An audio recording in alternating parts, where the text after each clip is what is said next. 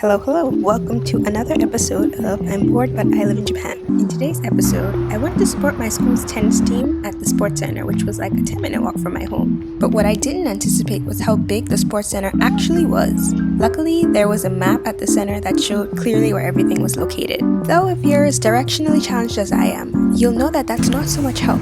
But I ventured off regardless. I need a hat. I kept walking in what I assumed was the right direction. It was not.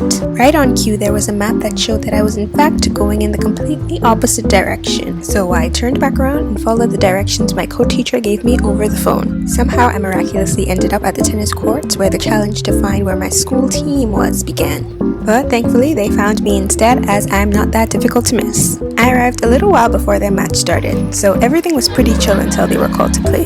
This was where I felt like their nerves and excitement really started to sink in. But honestly, it could have just been the heat. This was also the quote retirement match for the seniors because they aren't allowed to join clubs or school sports after a certain point, so they can prioritize their studies.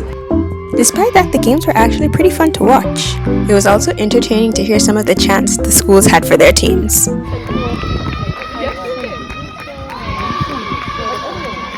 Though some were more like songs.